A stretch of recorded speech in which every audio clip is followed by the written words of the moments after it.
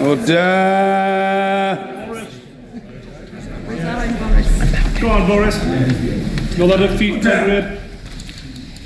The ayes to the right, 322. The noes to the left, 306.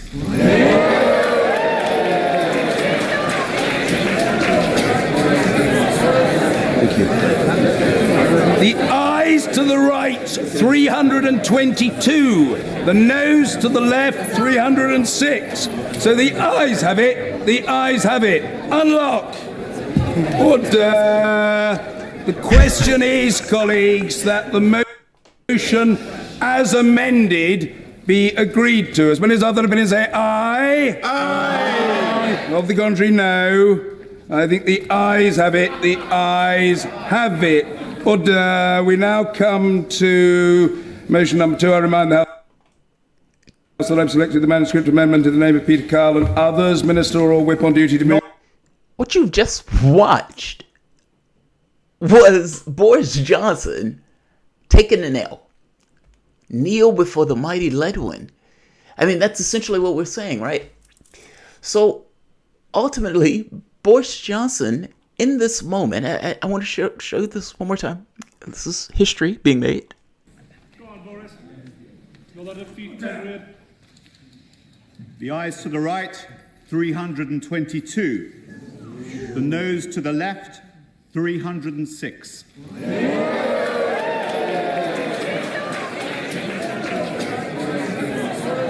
Thank you. The ayes to the right, 322. The noes to the left, 306. So the ayes have it.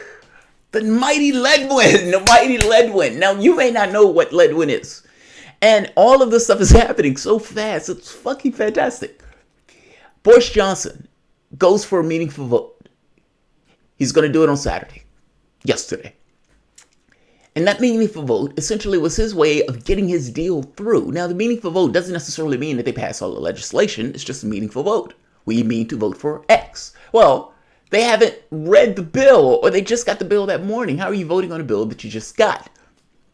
Letwin, who is going to vote for Boris Johnson's bill, comes out and says, I don't want the Prime Minister accidentally hitting the 31st deadline, because just because we vote on a meaningful vote, that's not the same thing as voting for the legislation, and we could accidentally trip over. So, I am putting through a legislation, an amendment, and all of these other groups are with me, that says the Prime Minister, regardless, will go seek an extension first.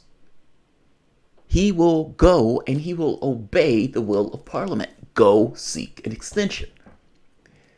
That what you just watched. You've just watched that. He just lost that vote. That means that Boris Johnson didn't get his vote on his Brexit bill. And something, the humiliation. He said he would never, under any circumstances, I will be dead in a ditch before I do. Parliament has just voted to say, obey. Obey. Hat in hand, bended knee, go and get an extension. What is the Prime Minister going to do?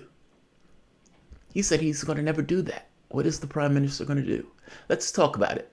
Welcome to the soapbox. This is, God, that's humiliating. He can't catch a fucking break. There's a show that Gene Roddenberry made called Andromeda. It doesn't get as much attention as Star Trek, but it was actually a decent show if you're watching it at the time the show was coming out. Things look weird when you're looking at it back in time. The main character, Dylan Hunt, he played Hercules later on. I like both characters. Dylan Hunt probably was one of my favorites. He used to have a saying that, God, it's never easy. Like, that's Bojo right now. It's never easy. They are pulling everything. That is humiliating. That is humiliating. Welcome to the soapbox.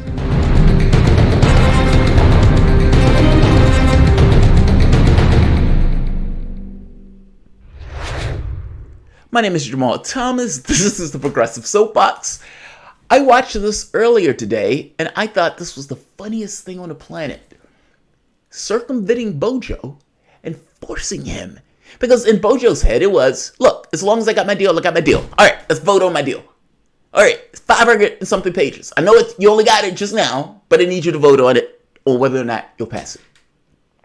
He just threw it down there. He expected people to vote on it.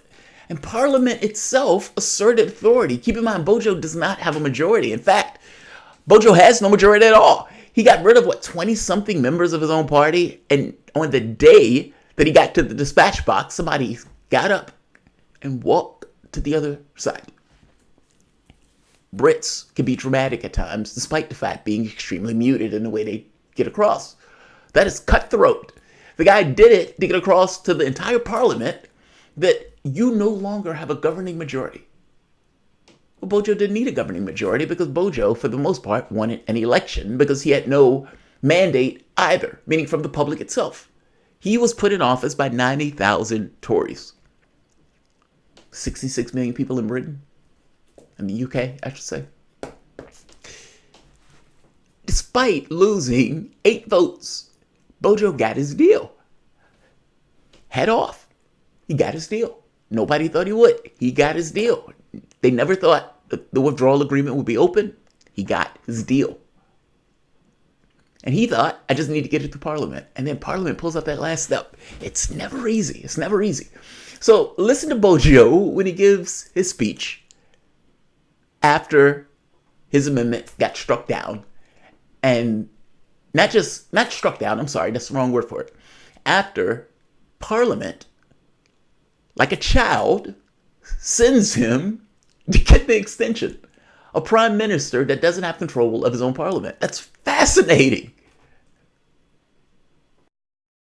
Mr. Speaker, I'm very grateful to you. I'm very grateful to the House of Commons staff, everybody who's put themselves out, everybody who's come to give up their time in this debate today. It's been a very important debate, an exceptional moment for our country, an exceptional moment for our Parliament. Alas, the opportunity to have a meaningful vote has effectively been passed up because the meaningful vote has been voided of meaning. But I wish the House to know that I'm not daunted or dismayed by this particular result, and I think it probably became likely once it was obvious that the amendment from my right honourable friend, the member for West Dorset, was going to remain on the order paper. I continue in the very strong belief that the best thing for the UK and for the whole of Europe is for us to leave with this new deal on October the 31st. And to anticipate the questions that are coming from the benches opposite, I will not negotiate a delay with the EU. And neither does the law compel me to do so. I will tell our friends and colleagues in the EU exactly what I've told everyone in the last 88 days that I've served as Prime Minister, that further delay would be bad for this country, bad for our European Union, and bad for democracy. So next week, the government will introduce the legislation needed for us to leave the EU with our new deal on October the 31st. And I hope that our European Union colleagues and friends will not be attracted, as benches opposite are, or rather I should say the front bench is, by delay. I don't think that they will be attracted by delay. And I hope that then honourable members, faced with a choice of our new deal for the UK and the European Union, will change their minds, because it was pretty close today. I hope that they will change their minds and support this deal in overwhelming numbers.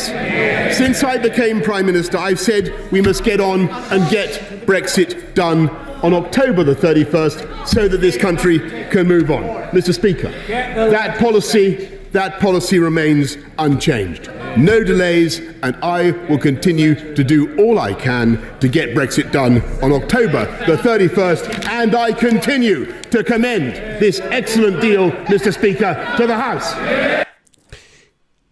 He may get in trouble for that. I mean, ultimately, Boris Johnson saying, I will not negotiate, and he did something Because understand, the law compels him to do something that he said he would never do. And right there, standing at that dispatch box, he's getting into tricky territory where they are going to take him to court. Meaning on Monday, he's going to be taken to court, or at the very least, the government is going to be taken to court because of the way Boris Johnson responded to this. Boris Johnson submitted a photocopy of what they told him that he needed to send in the bin. He didn't sign it. On top of that, he sent another letter essentially saying the first letter is from Parliament. We are going to get this deal done. Essentially, don't feed into this. He doesn't want an extension. And he is pressuring and lobbying for not to have an extension. There's nothing that says he can't do that. I mean, just because you say that he needs to send a letter, and I think not signing that letter is a little dicey. I mean, because the European Union could respond any way they want. The European Union could say, the letter's not signed, I can't do anything about it. In which case, Boris Johnson may be put in prison. Now, the reason I say that is because the Prime Minister, by law, he will be breaking the law. If you send the Bin Act and the European Union says, look, there's no signature on this, so we can't take this as a legal document from officially the UK. Then what Parliament is going to immediately say is the Prime Minister must sign that document. Otherwise, the entire spirit of the Bin Act is being destroyed. If he then refuses to sign that document, does the Prime Minister get put in jail? He is breaking the law, right? Oh, fucking politics. You realize that in some way this was made to humiliate him. Like, this is one of the most humiliating things. He said, I will never do this. And right now he has to send a letter saying, please give us an extension up until January 31st of 2020. Let's hear Corbyn, because I think Corbyn, if I'm not mistaken, makes the point that you're treading on the law if you're saying you're not going to respond or you're not going to negotiate for an extension.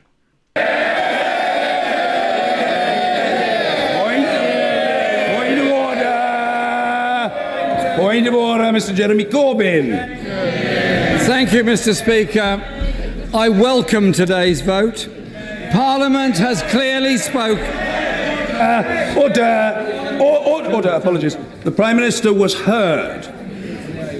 Yes, he was. Don't argue the toss with the chair. I'm telling you what the situation is, and everybody could detect. The Prime Minister was heard, and the Leader of the Opposition will be heard. It is as simple and unarguable as that. Jeremy Corbyn. Thank you, Mr. Speaker. I welcome today's vote. It's an emphatic decision by this House that has declined to back the Prime Minister's deal today and clearly voted to stop a no-deal crash-out from the European Union. The Prime Minister must now comply with the law. He can no longer use the threat of a no-deal crash-out to blackmail members to support his sell-out deal. Labour is not prepared to sell out the... By the way, notice political language. So, Boris Johnson calls Jeremy Corbyn's bill the surrender bill. He says, this is a surrender bill. You want to keep dithering and delay. He's going to say it as often as possible. He wants to associate those words with Corbyn and his actions. Corbyn, in this case, is saying this bill was worse than Theresa May's, and it's a quote-unquote sellout bill. He's selling you out. Now, to some degree, the logic of it makes sense. Boris Johnson, by his own framing of the world, has said, we will be out by October 31st, hell or high water. I am not negotiating a delay. I am your guy. I'm the guy that's going to do it. All of his political capital is built into that. If he can accomplish that, he is a king. If he cannot accomplish that, he is going to shrivel up. This hurts him because it's humiliating. You've essentially said you're not going to do something that the government is telling you by law. It's like a parent telling their child, go. In this case, he's saying, look, he was so in a rush to get a deal at any cost because he didn't want to be humiliated that he was selling you out. And again, logic kind of feeds in that direction, right? Whether it's true or not. The logic makes sense. So he's cast Bojo as a sellout, and Bojo has cast him as a quote-unquote surrender bill. Fascinating. The communities that we represent. We're not prepared to sell out their future. And we believe that ultimately the people must have the final say on Brexit, which actually only the Labour Party is offering. Today is an historic day for Parliament because it said it will not be blackmailed by a Prime Minister who is apparently prepared once again to defy a law passed by this Parliament. I invite him to think very carefully about the remarks he just made about refusing, apparently, to apply for the extension which the EU No. 2 Act requires him to do. Keep in mind, on the issue of Brexit, despite the Prime Minister being the Prime Minister, all things being equal, Parliament is an open house, especially on the issue of Brexit. If they got into, basic policy, then yeah, Bojo may be able to get his people back, and for the most part, they may fall in line in various votes. On Brexit, however, different. The House breaks down differently. It's a free-for-all. Boris Johnson is right. He might have got his meaningful vote today. Nobody knows. Nobody knows. That's what makes it so fascinating. And then to make him go, I understand the logic, and I got to be honest. I think I said the other day they shouldn't vote for this bill. And I wasn't saying that because I'm against Brexit. Clearly, this channel has been pro-Brexit purely just because the referendum went that way. More so because you don't know what's in that fucking bill. You have no idea what's in that bill. Boris Johnson, every bit of political pressure was on him to get a deal. And so he did everything he could to get us a deal. He got us a deal. Due diligence demands you looking through that deal from rooter to tutor to make sure that there's nothing ghastly in that bill. Now, Labour's issue is you're selling us out from the standpoint of labor rights. The SNPs just doesn't want to leave at all. And they're making the argument that you sold us a bill of goods, you pushed for us to stay within the UK in a referendum, and then you decided to leave the European Union. You've changed the dynamics by which we want to interact. But to be honest, it was the separatist party in general. The DUP is pissed off saying you threw us overboard. And to some degree, that's true. You're locking us into a European Union's orbit. I mean, for all intents and purposes, you've severed them off. And you've essentially said that they're going to be within the orbit of the EU in perpetuity. Because even though that committee gets a vote, that committee is already oriented towards Europe. Like, not to mention the border down the Irish Sea. A border is a border is a border. This is fascinating, man. And yeah, Bojo did send a letter. And he's arguing, I don't have to sign this letter. Now, he's setting up for a vote next week, early next week. They are taking him to court immediately because they are saying that he is breaking the law by not signing the letter. He's arguing, nothing said I had to sign the letter. I'm sending the letter from Parliament. Oh, this is fascinating. Is Bojo going to go to jail? Is Bojo going to get arrested? Is Bojo going to get arrested? It's fascinating. And yes, the longer this goes, the harder it is. Yeah, Yak Torno. But that's look, if you're Remain, if that's your camp, if you say, I don't give a shit what the referendum said, if that's what you are, then your goal in this is to take every bit of steam out of the public and their will, meaning it's a war of attrition. I want to wear the public down. I want them tired. I want them sick of it. And when the time gets to a point where it looks like a vote is taking place, the catch here is no deal that you get leaving the EU is going to be better than staying. Initially, at some point, Britain may be fine, but initially it will suck. It would suck. And the moment they put that deal up and they say, hey, would you like this Brexit deal with all the complexities that are going to be vilified and attacked by the opposition, or to stay, people may be sick of it and say, fuck it, stay. The goal of Remain is to wear the public down. And I got to be honest, I would imagine the public is sick of this. They're probably tired of this. Everything, it dominates everything. There's nothing you could do. It dominates everything. If Labour they were smart, they would tack on rights legislation as amendments and not block Brexit. Labour cannot win a Remainer party as a majority of the Labour target seats voted leave. Look at polls. Rick Smith, yes, I have same argument. I agree with you. I don't think they should block Brexit. They're freaked out by this notion that Boris Johnson is going to cut regulation to the bone, because that's exactly what Boris Johnson is going to do. Initially, I thought Labour was right. We fight to have our own Brexit. That's the position. I don't understand why that's not the position. We fight to have our own Brexit. That Brexit sucks. And that's why that Brexit sucks. And this is our Brexit. And whoever wins the election, that's the Brexit. That's the way I looked at it. I mean, not this notion of tacking on to a right-wing Brexit. Fuck that. I wouldn't do that at all. Jeremy Corbyn is doing what he should do with the, I mean, why wouldn't you try to stop your opposition? And I understand this notion that that maybe you should look at the country as a higher ideal and all this other stuff. Yeah, but I can also look at it from the perspective of it is in the best interest that I am in charge for that higher ideal. Look at those things in all sorts of ways. I don't begrudge the opposition for hitting him in the knees. Let me say it that way, because they're doing their job. I do begrudge Labour for not putting forward their own Brexit, because at that point they're ignoring the referendum. Shouldn't ignore the referendum. It's a big fucking deal. Are you a democracy or not? I mean, ultimately, you had this massive fucking vote, and all of these people came out to say, yes, this is what we want. And then one party says, yeah, fuck that. I don't care what they say. And the Tory comes out as the fighters for democracy of the referendum. Tories are trapped in this to some degree. I mean, they're the one that called the referendum. Either you mean it or you don't. And the people who mean it are now taking the opportunity to try to get their Brexit.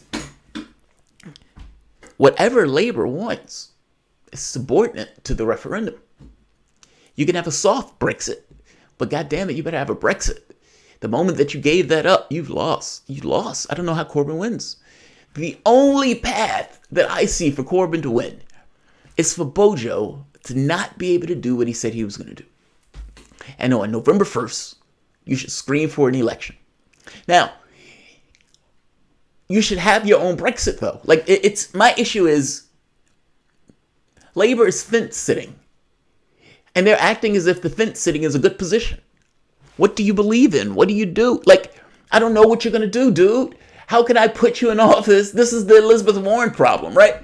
Like, if my litmus test is Medicare for all, if you support Medicare for all, I'll back you. You may have other shit that I don't like. There may be some red lines, but fair enough. I'll back you. It's what I want. I think it would be to the betterment of our world and for generations forward. But if you're running a campaign where you can't tell me what you're going to back, then how can I back you? It is very possible, not just possible, likely that you won't back the thing that I want and end up with a public option. Similar problem. If I don't know what you're going to back, Remain or otherwise, how can I put you in office? And I got to be honest, Labour's position in this is outright, utterly bizarre. We are going to go to the EU, third prime minister, try to get a deal, and then when we get that deal, we're going to come back and we're going to put it before the public and let the public vote yea or nay. The catch here is the election is the deal. Meaning the public chose to leave. They did that. You put up your idea, they put up theirs, and the public chooses yours or theirs. The public chooses who they want in an election. And if you backed a Brexit, Boris Johnson wouldn't be able to get over there and argue freedom and democracy.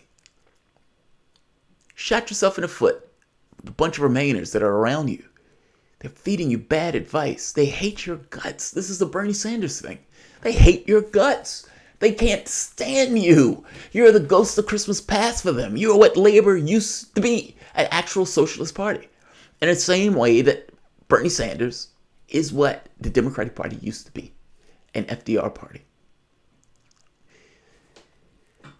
Yeah. Just saying.